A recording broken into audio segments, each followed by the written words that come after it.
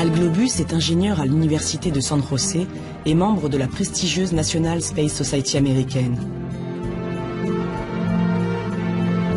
Depuis plus de 20 ans, il étudie les technologies possibles pour que l'homme puisse un jour s'installer définitivement dans l'espace. Nous sommes nés ici, nous vivons ici, c'est notre maison, nous l'aimons, c'est la Terre. Une minuscule planète située à côté d'une étoile insignifiante, au cœur d'une galaxie insignifiante, dans un ensemble de galaxies insignifiants. À un détail près, ici, il y a de la vie. Cette vie, cette humanité, cette civilisation, nous devons lui faire quitter notre planète. Dans l'espace, la capacité de développement est fantastique. Il n'y a aucune civilisation, aucune culture, pas même de bactéries. Bref, il n'y a rien.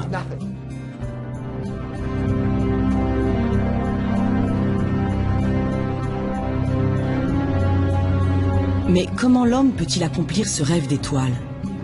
Saura-t-il un jour s'extraire de la planète bleue pour s'installer définitivement dans l'espace?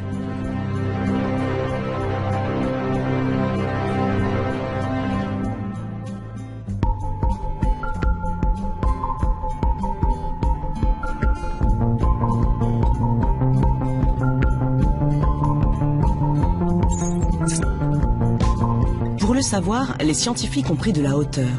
À 400 km au-dessus de nos têtes, l'ISS, la Station spatiale internationale, est un maillon essentiel de la conquête spatiale.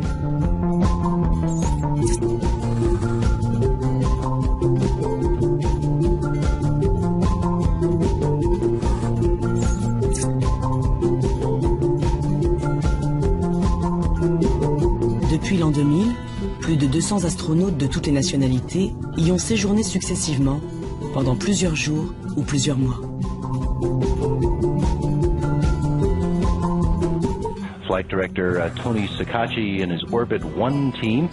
L'ISS est en contact permanent avec la Terre, et c'est ici, au Texas, que toutes les communications sont établies.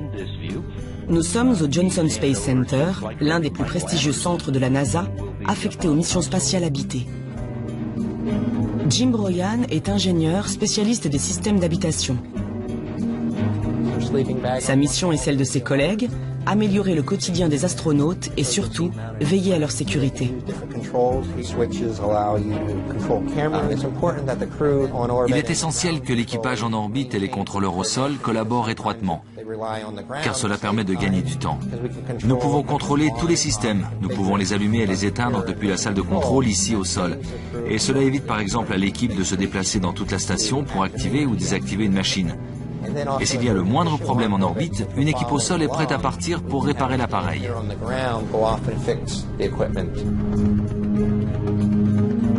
Alimentée en énergie grâce à des panneaux solaires, la Station spatiale internationale est un véritable mastodonte. Elle possède 6 chambres, 2 salles de bain, une salle de sport et une coupole offrant aux occupants une vue unique sur l'espace infini.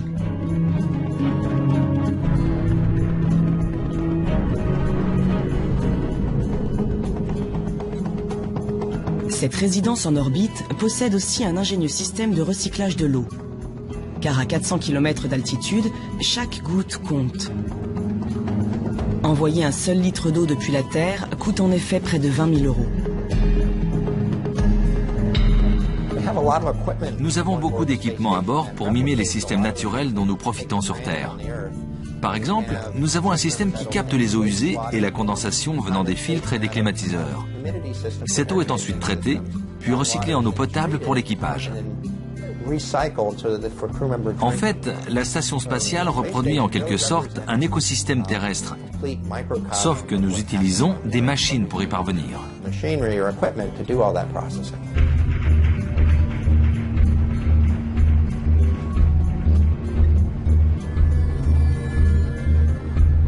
Là-haut, les astronautes consacrent l'essentiel de leur temps à une mission bien précise, effectuer des expériences scientifiques en apesanteur. L'une des principales motivations des missions habitées est de comprendre les effets de missions de longue durée sur l'homme, les organismes et les plantes.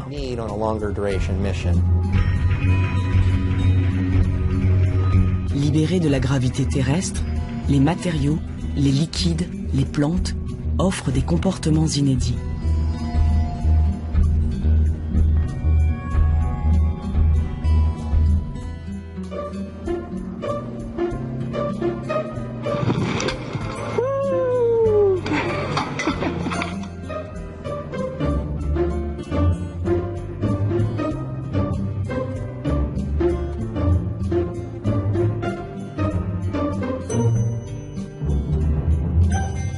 Mais dans ce laboratoire de l'espace, les astronautes eux aussi doivent s'adapter.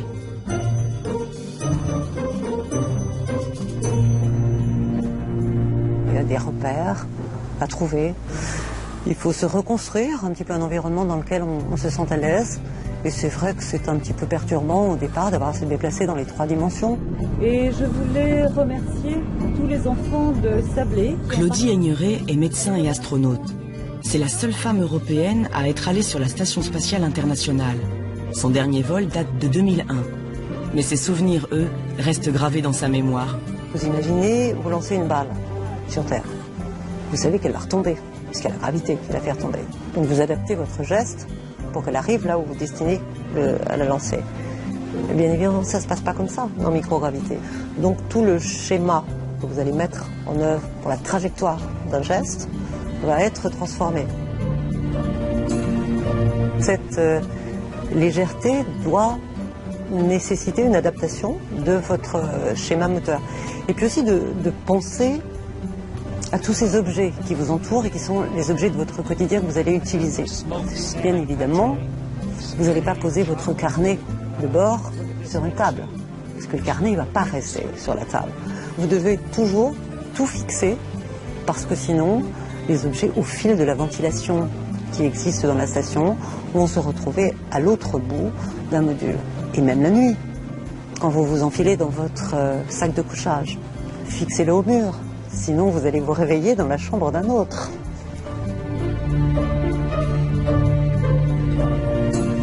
Mais au-delà de cette apparence ludique, l'apesanteur constitue une véritable menace pour les êtres humains. Les os s'affaiblissent, la masse musculaire fond, le cœur s'accélère, la vision est modifiée. L'homme serait-il donc incapable de vivre en apesanteur? Quel serait l'impact sur notre organisme d'un voyage prolongé dans l'espace? Dans le sud de la France, une clinique un peu spéciale étudie en détail la physiologie des astronautes. Nous sommes à Toulouse, au sein de l'Institut de médecine et physiologie spatiale.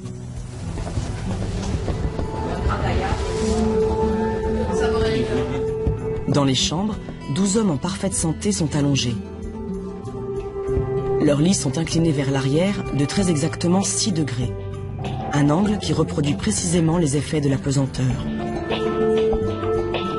En fait, on dit que l'impesanteur, que ce soit les astronautes en vol ou les volontaires sains qui sont inclus dans les études d'alitement à moins 6 degrés tête basse, subissent un vieillissement accéléré. Ce sont des modèles de vieillissement accéléré. Marie-Pierre Bareil est la coordinatrice de cette expérience éprouvante, durant laquelle les volontaires voient leur organisme totalement bouleversé. Quand on est sur Terre et qu'on est debout, on a une plus grande quantité de sang dans les jambes par rapport à la partie haute du corps et à la tête.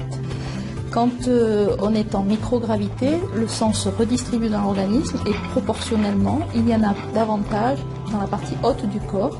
D'ailleurs, si vous regardez les images des astronautes, vous voyez qu'ils ont ce qu'on appelle une puffy face, c'est-à-dire un visage un peu bouffi.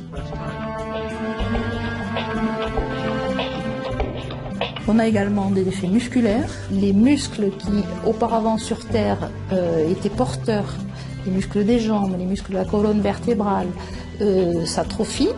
Et l'os également subit une déminéralisation osseuse, c'est-à-dire qu'il devient moins solide. L'expérience d'alitement durera 21 jours. L'objectif des chercheurs, tester des mesures susceptibles de contrecarrer les effets néfastes de l'apesanteur. Certains volontaires reçoivent ainsi quotidiennement des compléments alimentaires à base de protéines. D'autres subissent quant à eux des séances d'exercice bien particuliers à l'aide d'une plateforme vibrante. Le dernier groupe, le groupe contrôle, ne reçoit ni supplément nutritif ni exercice physique.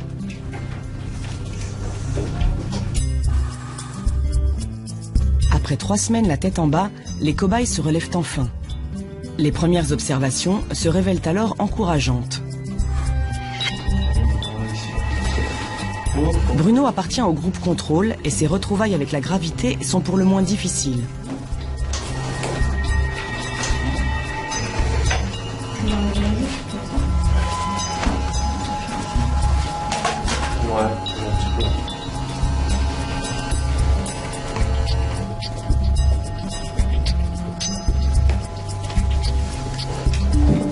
Il mettra plus de 12 minutes pour maintenir la position debout.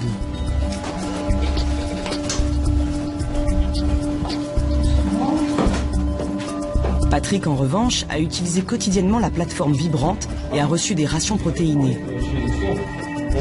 Son corps semble ainsi avoir conservé bien plus de tonicité. Super. Ouais. Bon, je t'apprends rien en disant que t'as changé un petit peu, hein, au niveau musculaire. Hein.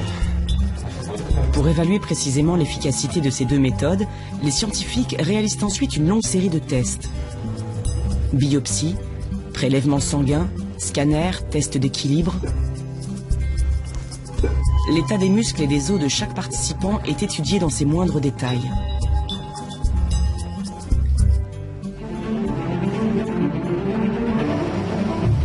Il reste encore de longs mois de travail aux spécialistes pour analyser les résultats. En contact un peu avec les femmes. Si ces derniers sont positifs, l'expérience sera alors reconduite en conditions réelles dans la Station spatiale internationale. Les astronautes au sein de la Station spatiale internationale font de l'exercice, par exemple. Donc ces mesures sont suffisamment efficaces pour des vols de relativement courte durée, mais pour des vols de longue durée, on sait qu'elles ne seront pas suffisamment efficaces. Donc les agences spatiales sont toujours à la recherche de la contre-mesure ou de la combinaison de contre-mesures qui permettra de maintenir les astronautes en bonne santé pour des longues missions. Pour l'heure, personne ne sait combien de temps le corps humain peut supporter les conditions d'apesanteur. Mais dans l'espace, un danger encore plus grand menace la vie des astronautes. Il s'agit du rayonnement cosmique.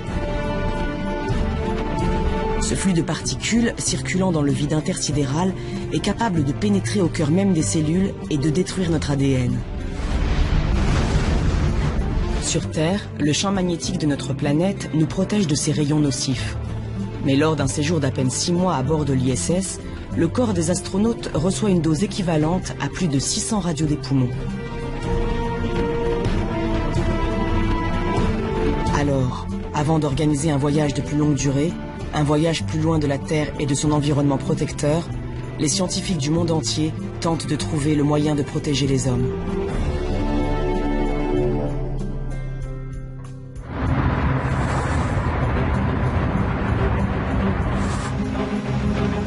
À Darmstadt, en Allemagne, le professeur Marco Durante et son équipe se sont lancés dans l'étude de matériaux très particuliers.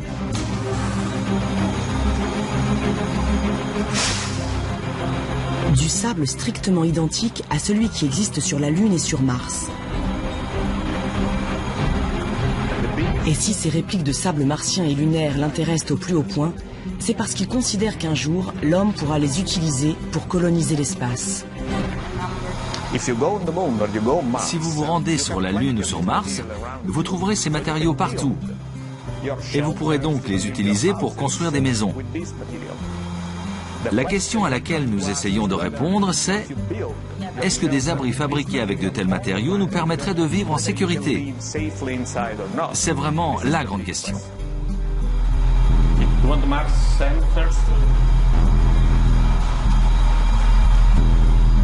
Pour déterminer leur pouvoir de protection face aux rayons cosmiques, des échantillons de différentes épaisseurs sont placés dans un puissant accélérateur de particules.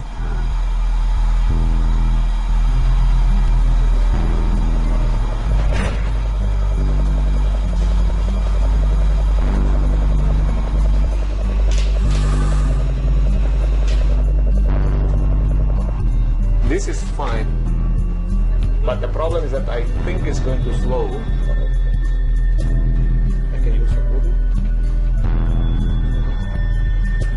Un rayonnement puissant vient frapper les blocs de sable à très grande vitesse. Sur les écrans de contrôle, les scientifiques analysent alors le pouvoir de blocage de chaque échantillon.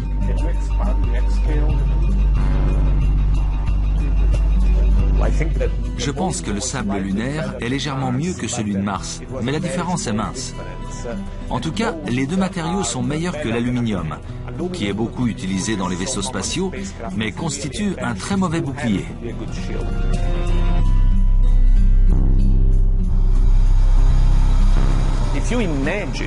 Imaginez dans 50 ans, dans un siècle, des colonies d'êtres humains partant s'installer sur la Lune. Cela semble presque inévitable étant donné que nous sommes trop nombreux sur Terre.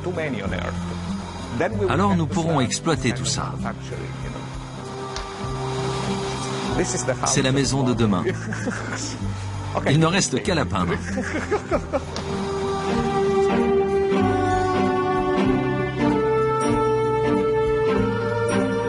Mais bâtir des maisons sur la Lune et sur Mars ne représente pour l'heure qu'un scénario de science-fiction. Avant d'en arriver là, les futurs pionniers de l'espace devront d'abord protéger correctement leur vaisseau contre les rayons cosmiques. Et en la matière, les roches testées par le professeur Duranté présentent un sérieux inconvénient. La masse pose problème, c'est trop lourd. Dans l'espace, chaque kilo transporté coûte des millions de dollars. En fait, le meilleur matériau par unité de masse est l'hydrogène liquide. Mais évidemment, on ne peut pas construire un bouclier en hydrogène liquide. Donc on doit trouver d'autres solutions qui soient à la fois pratiques et efficaces.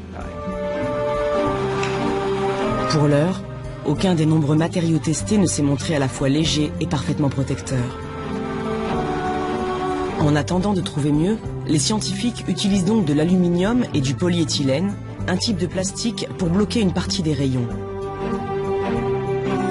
À l'intérieur des navettes spatiales et de la station internationale, les dégâts sur l'organisme des astronautes sont ainsi limités au maximum. Mais nul ne sait si ces blindages seraient suffisants pour un séjour beaucoup plus long dans le vide spatial.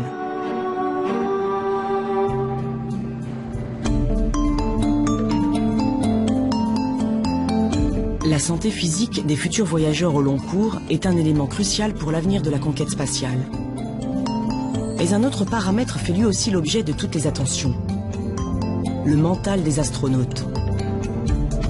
Espace confiné, nourriture rationnée, tâches répétitives et monotones.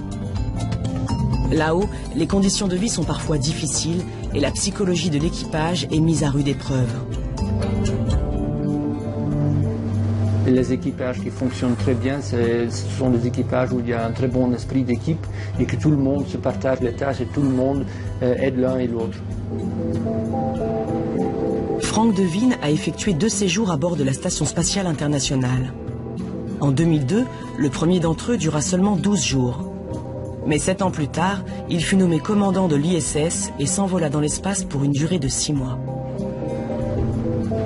Si on vit avec 6 personnes dans un huis clos pendant 6 mois, il y a toujours des tensions d'un côté ou d'un autre. Ils vont arriver, mais il faut les gérer et ça c'est aussi la tâche du commandant de bord. Donc nous on a tout géré entre nous-mêmes et vis-à-vis du sol, on était un équipage parfait. On était naturellement, aussi devant la caméra, on était un équipage parfait, mais comme c'est toujours les équipages parfaits, il y a quand même des petites choses à gauche et à droite.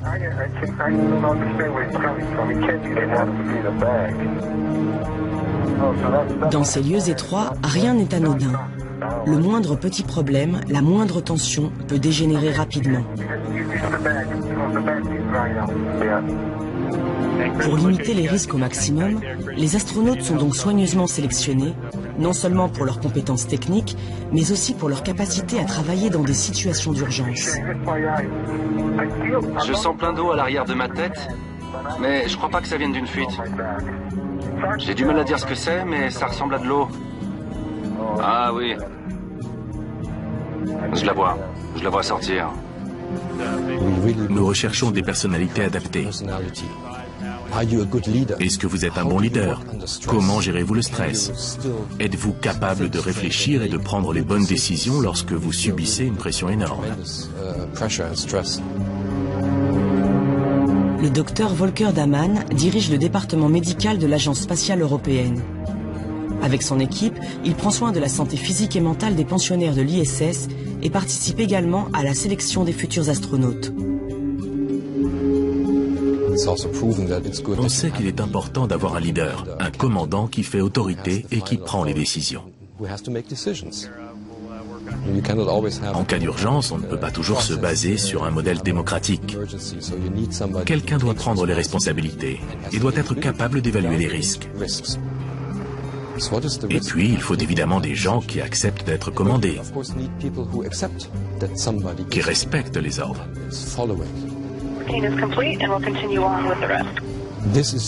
C'est ce genre d'équilibre que nous recherchons pendant les sélections et les entraînements.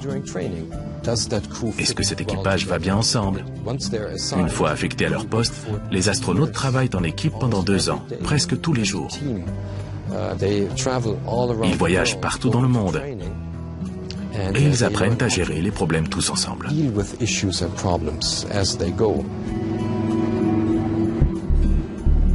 Pour optimiser la cohésion entre les membres d'un équipage, une autre question s'est longtemps posée, celle de la mixité. Les hommes et les femmes sauraient-ils cohabiter sans heurts dans un vaisseau spatial? La mixité dans l'espace est-elle un atout ou bien une source supplémentaire de difficultés? Pendant de nombreuses années, les agences spatiales russes ont quasiment fermé la porte du ciel aux femmes. Mais aujourd'hui, leur présence, même pour des séjours de longue durée, n'est presque plus remise en question. Dans un équipage mixte, il y a cette relation à l'autre avec toute cette attention qu'on peut porter à être habillé, lavé, rasé, propre, à faire attention à la façon dont on se déplace, qu'on envoie quelque chose. C'est vrai qu'il y avait ces relations sociétales qui étaient, je pense, de plus fine qualité dans un équipage mixte, tout simplement. Et ça apporte aussi quelque chose dans la convivialité. Ça se passait d'une façon peut-être plus décontractée, plus harmonieuse, avec moins de tension. Et je pense que cette relation dans la diversité des hommes et des femmes est quelque chose d'intéressant sur ces missions avec des environnements un petit peu extrêmes.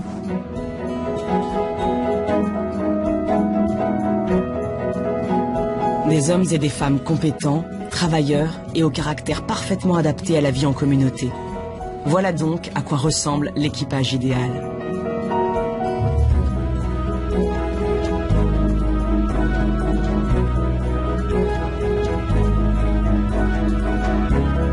Et pour maintenir le moral au plus haut sur une longue période, l'emploi du temps des astronautes doit lui aussi être soigneusement étudié. Dans l'espace comme sur Terre, il n'est pas question de travailler sans relâche. Des jours de repos et des moments de détente quotidiens sont essentiels au bon déroulement de toutes les missions.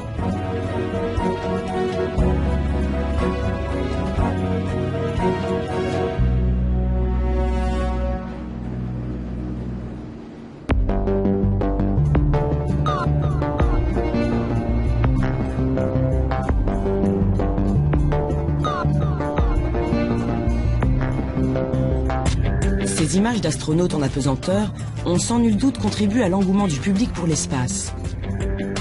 Aujourd'hui, nombreux sont les terriens qui rêvent de faire comme eux, voler et profiter d'une vue imprenable sur notre planète.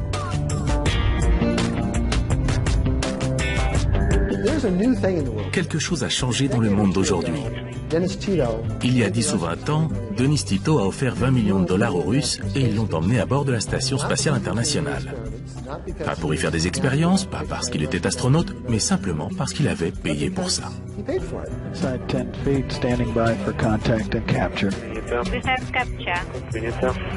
Il a adoré. Et depuis, 6 ou 7 personnes y sont allées. Quelqu'un y est même allé 2 fois. Ce sont les premiers touristes de l'espace. Pour l'heure, seuls les plus riches d'entre nous peuvent s'offrir quelques jours en apesanteur à bord de l'ISS. D'autres s'offrent quelques minutes de sensations fortes à bord de l'A300G du Centre national d'études spatiales. Pour 6 000 €, ils jouent les apprentis astronautes, tandis que l'appareil effectue des paraboles dans le ciel du sud de la France.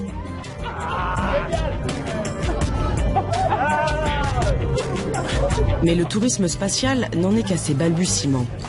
Depuis quelques années, plusieurs entreprises privées sont d'ailleurs entrées dans l'aventure aux côtés des agences nationales.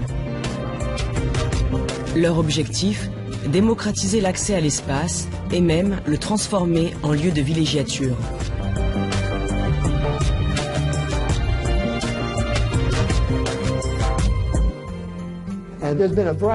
Plusieurs sondages ont été réalisés et ils indiquent que quelque chose comme 400 000 personnes pourraient vouloir aller dans l'espace chaque année. Le tourisme spatial est un marché colossal. Donc, la prochaine étape est de construire des hôtels dans l'espace, car il faut un endroit pour accueillir ces 400 000 personnes. Il faut de la nourriture, de l'air, de l'eau, il faut qu'ils puissent aller aux toilettes, que l'on traite leurs déchets. Il va falloir résoudre tous ces problèmes. Et Bigelow Aerospace, qui travaille en coopération avec la NASA, projette justement de lancer ce que l'on pourrait appeler un hôtel spatial.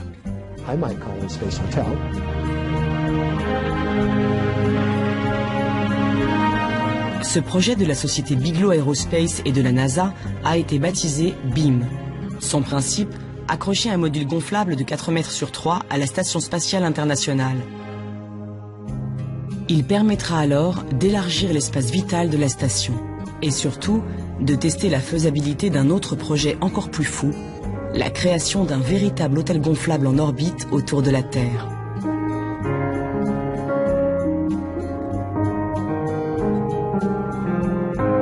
L'espace restera sans doute encore longtemps réservé à quelques riches privilégiés. Mais un jour, partirons-nous en vacances en orbite comme on part au bord de la mer ?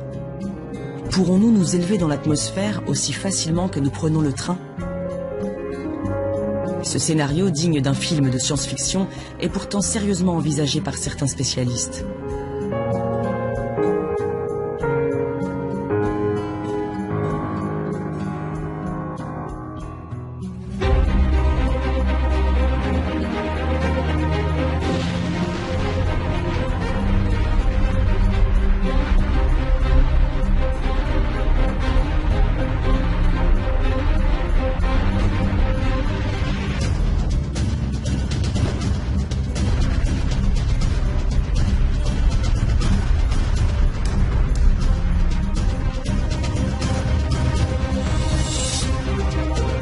Mais tandis que certains rêvent d'une vue imprenable sur la planète bleue, d'autres envisagent d'aller encore plus loin. De s'extraire de l'orbite terrestre pour envoyer l'homme dans le vide intersidéral.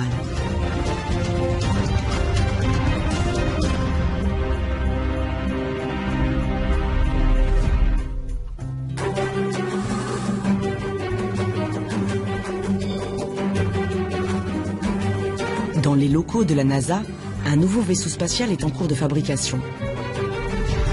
Son nom, Orion. Sa mission, envoyer l'homme sur la Lune et même peut-être au-delà jusqu'à la planète Mars ou vers les confins de notre système solaire. La station spatiale est un immense laboratoire. Mais en matière d'exploration, nous voulons aller bien au-delà. Nous voulons aller jusqu'à la Lune et plus loin dans le système solaire. Mais pour ça, il nous faut un vaisseau qui fasse des choses différentes et nous permette de voyager sur de longues distances.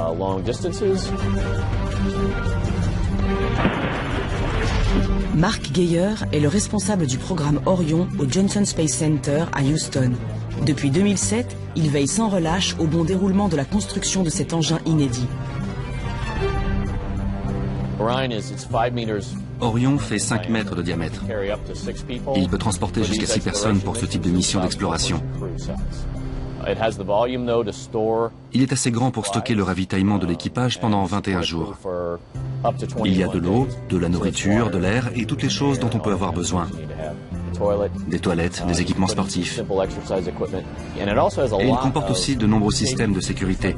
Si par exemple l'équipage devait faire face à une fuite, il suffit d'enfiler les combinaisons. Même en dépressurisant l'ensemble de la cabine, il serait protégé.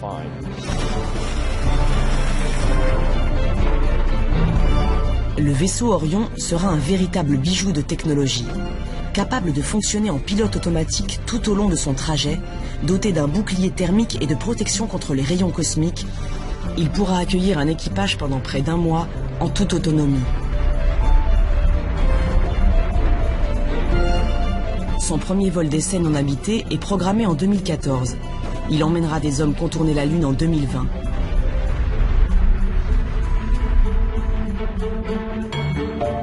Le dernier né des véhicules d'exploration élargit encore un peu plus les frontières de l'homme dans l'espace. Pour moi, Orion marque le début de l'exploration des destinations lointaines comme les astéroïdes, la Lune ou Mars. Ensuite, il faudra des espaces de vie plus grands pour que les équipages puissent rester plus longtemps dans l'espace. Mais pour l'instant, nous devons déjà réussir à aller sur place, à transporter un équipage et à mener des expériences. Et pour ça, Orion représente un premier pas important.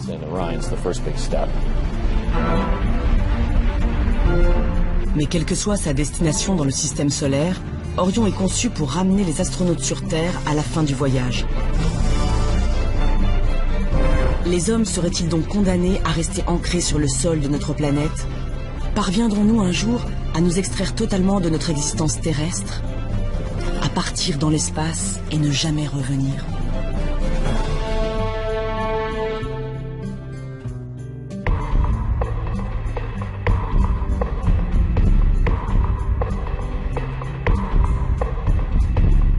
À bord de la station internationale, il existe des systèmes de recyclage de l'eau.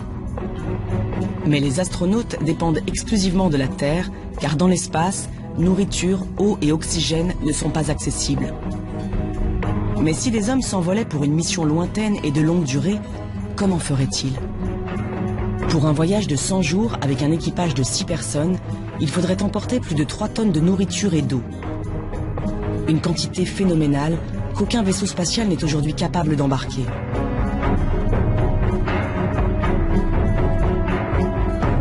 Dans le monde entier, des équipes de recherche tentent de contourner cette limite de taille. L'objectif, s'extraire de la dépendance de la Terre en reconstituant un véritable écosystème miniature embarqué.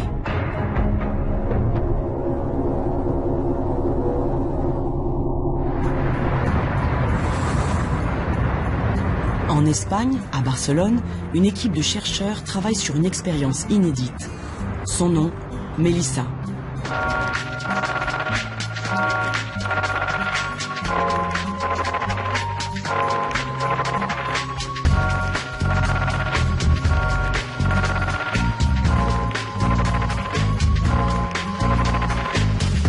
Bonjour Vanessa, tout se passe bien?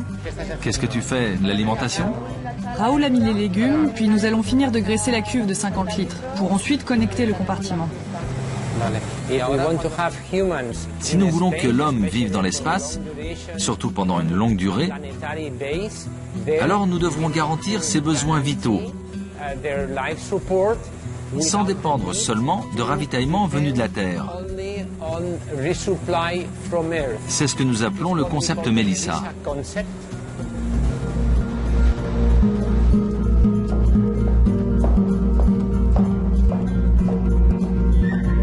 Le professeur Francesc Godia est le directeur du laboratoire. Cela fait plus de 10 ans qu'il tente de créer ce que l'on pourrait appeler une mini-Terre artificielle.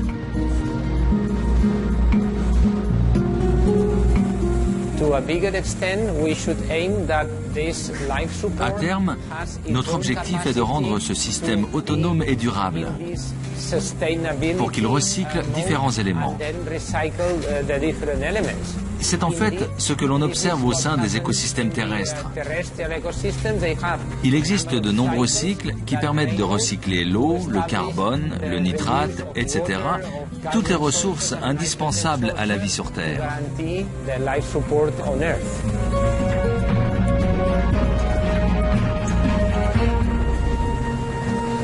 Ce support de vie, comme l'appellent les scientifiques, se présente ainsi. Une série de cuves hermétiquement closes sont reliées entre elles par des canalisations.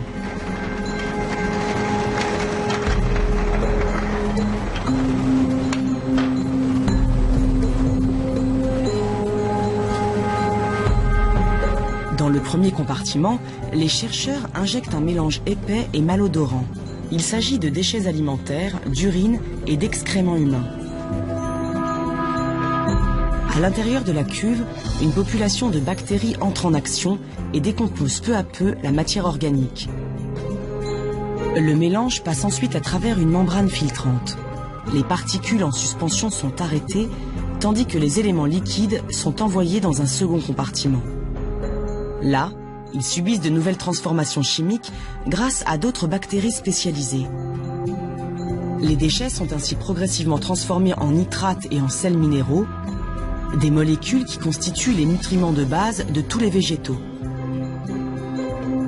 Le processus de recyclage s'achève dans un dernier compartiment appelé bioréacteur. À l'intérieur, des microalgues qui assimilent toutes ces molécules nutritives.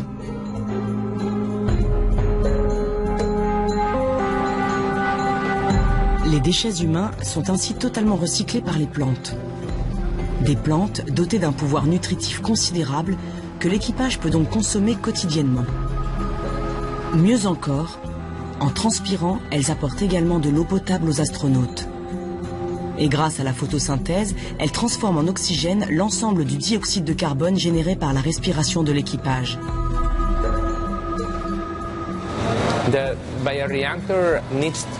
Évidemment, le bioréacteur doit contenir un espace, un volume, où l'on peut introduire de la lumière. Parce qu'il faut de la lumière pour faire de la photosynthèse. De cette manière, les microalgues vont capturer le CO2 et produire de l'oxygène tout en grandissant. Donc, en fait, ici, nous obtenons à la fois le recyclage du CO2, la production d'oxygène et en parallèle la production de microalgues qui peuvent faire office de nourriture.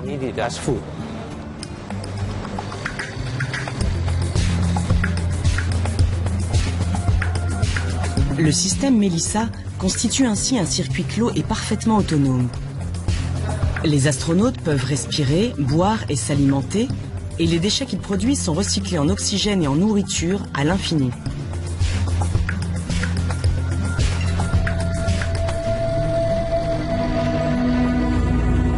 Il reste encore beaucoup de travail aux scientifiques pour maîtriser l'ensemble du cycle. Nature des déchets introduits, nombre et espèces de bactéries, vitesse de croissance des algues, température. Chaque paramètre doit être parfaitement contrôlé, car le moindre défaut de fonctionnement risquerait de priver les hommes de nourriture ou d'oxygène. Pire, une contamination par des micro-organismes indésirables pourrait empoisonner un équipage tout entier. D'ici quelques années, le système Melissa sera testé en conditions réelles à bord de l'ISS. Et si les résultats sont concluants, les hommes pourront alors voyager dans l'espace sans jamais avoir à se ravitailler sur Terre.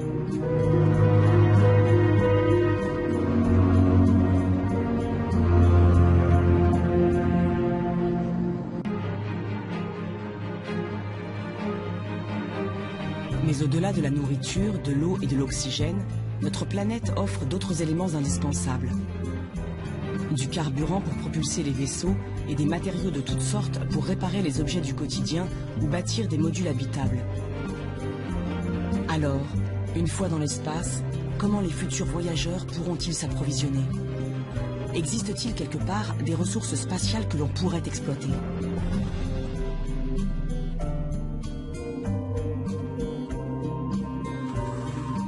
What will tomorrow look like? Our world is at its limits. And yet we all want more. And why not? Why shouldn't the future be better than today? But where will it come from? Simple.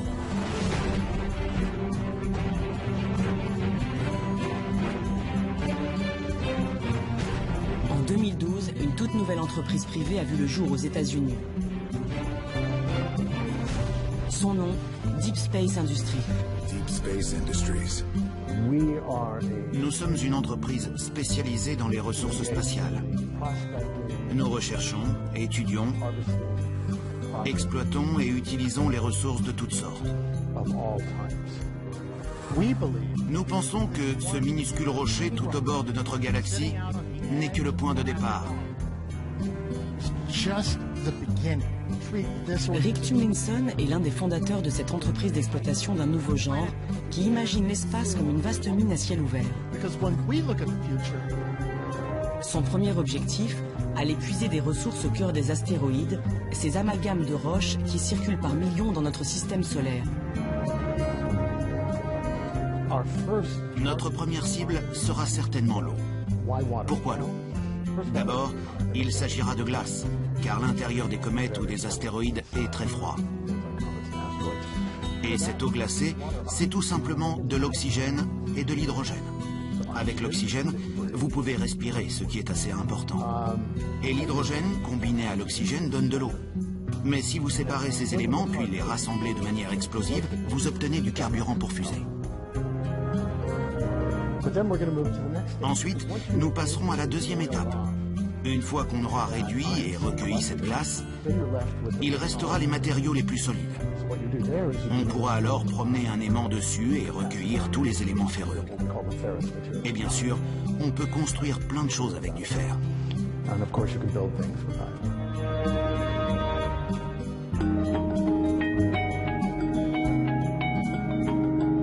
Du carburant, de l'eau, du fer et même d'autres métaux comme le nickel, l'or ou le platine. Pour Deep Space Industries, les astéroïdes représentent une manne sans égale.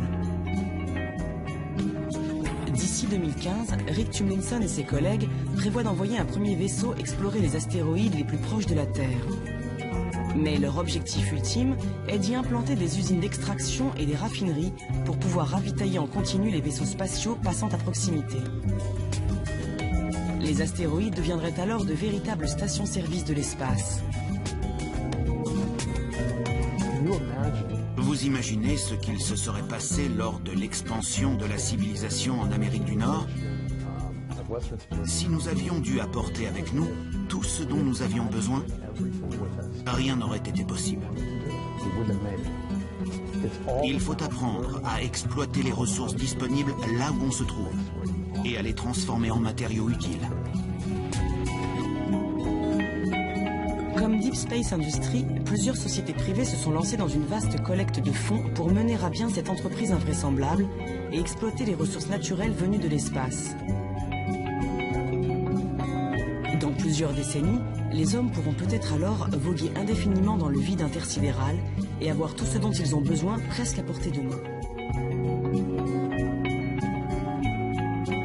Certains spécialistes entrevoient même la possibilité d'un voyage sans retour, d'une installation définitive de l'humanité ailleurs que sur Terre.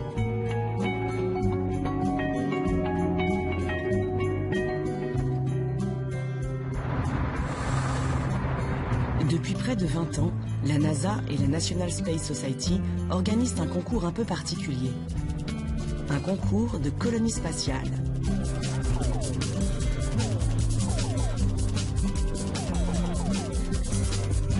En 2013, la 19e édition se déroule ici, au cœur d'un prestigieux hôtel de la ville de San Diego. Al Globus est président du jury. Sa mission, étudier les projets présentés par les étudiants du monde entier et récompenser le plus réaliste d'entre tous.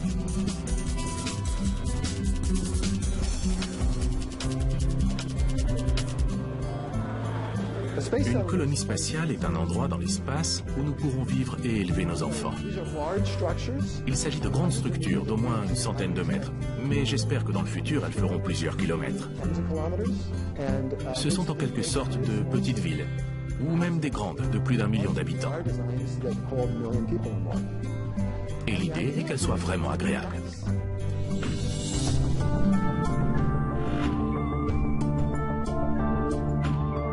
Au-delà du simple concours rassemblant des centaines d'étudiants imaginatifs, le concept de colonie spatiale est sérieusement envisagé par de nombreux spécialistes. Mais même pour Al Globus, le principal promoteur de ces infrastructures étonnantes, de tels projets ne risquent pas de voir le jour avant bien longtemps. Les gens demandent souvent quand les premières colonies spatiales verront le jour. La réponse est que nous n'en savons rien, car tout dépend de la manière dont nous y travaillerons. Ça prendra du temps, mais si les gouvernements ont décidé d'accorder plus d'argent aux colonies spatiales plutôt qu'à leurs armées, alors pas de problème, on peut y arriver dans quelques décennies. C'est notre boulot, on peut le faire.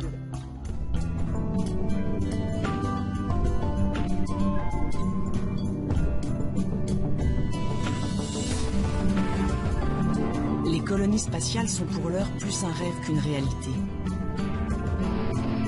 Mais malgré les défis colossaux qui restent à relever, les spécialistes sont unanimes. L'homme ira un jour explorer l'univers et vivra de plus en plus loin, très loin de la Terre.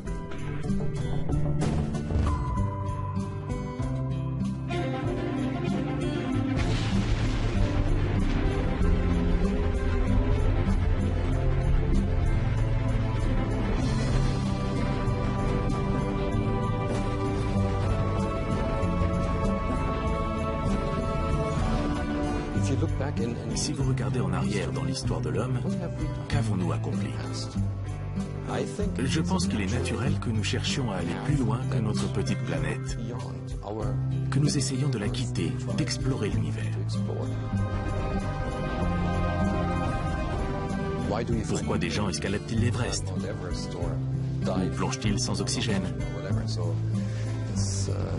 C'est un défi, et l'humanité va le relever.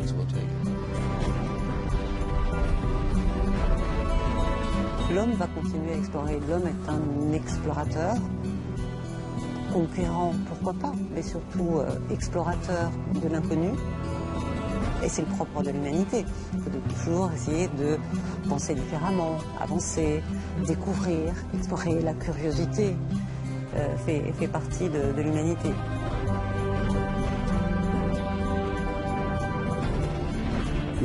Nous avons besoin d'endroits où l'homme peut essayer de nouvelles choses. Et c'est ce que représente vraiment l'espace.